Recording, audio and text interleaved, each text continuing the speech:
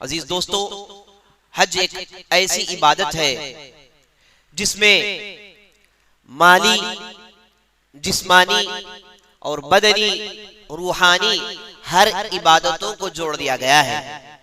ہم کلمہ شہادت پڑھتے ہیں تو زبان حرکت میں آتی ہے، ہم نماز پڑھتے ہیں تو جسم کے اعضاء حرکت میں آتے ہیں۔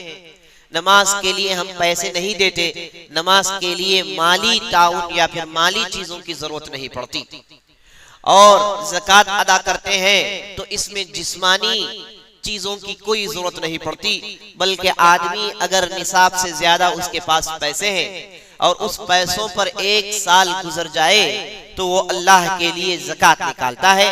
زکوٰۃ ایک خالص مالی عبادت ہے۔ اور ہم روزہ دیکھتے ہیں جس میں بندے مومن کھانے پینے اور اپنی شہوت سے پرہیز کرتا ہے، اس میں بھی کوئی مالی امور کا دخل نہیں، نہ ہی اس میں ظاہری طور پر کچھ حرکتوں کو بندے مومن کرتا ہے، بلکہ خالص اپنے اندر کی دنیا کو اللہ کے لیے بھوک و پیاس سے دوچار کرواتا ہے۔ لیکن ہم دیکھتے ہیں حج ایک ایسی عبادت ہے جس میں پیسوں کی بھی ضرورت پڑتی ہے، جس میں آدمی کو جسمانی طاقت بھی اس کے اندر ہونا ضروری ہے، اور حج کے اندر آدمی اپنی روحانی تربیت بھی کرتا ہے۔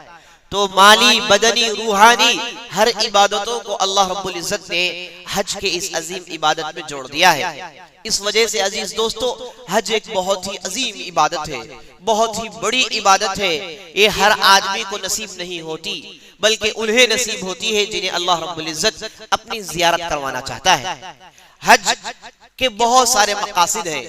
حج یہ جو اسلام کا 5واں رکن ہے، اس کے لیے قید جو لگایا گیا ہے، ہم جانتے ہیں کہ آدمی کے پاس مالی اتنی سخت ہو کہ خود کو کھلائے پلائے، سفر خرچ اس کے پاس ہو، اور اپنے خاندان والوں کے لیے وہ اچھا خاصا انتظام کر جائیں کہ وہ واپس آئیں تو انہیں خوش و خرم دیکھیں۔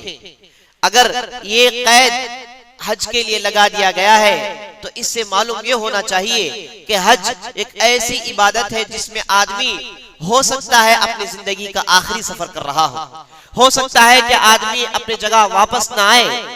قدیم زمانے میں لوگ حج کرتے تھے اس مقصد کو لے کر کے واپس نہ آئے، لمبے سفر کیا کرتے تھے، طویل مسافتیں پوری کرتے تھے اس مقصد سے کہ وہ شاید واپس نہ آئے، یہ ان کے لیے آخری سفر ہو اور وہاں مقدس زمینوں میں اسے دفن کر دیا جائے۔ یہ مقاصد لے کر لوگ حج کیا کرتے تھے۔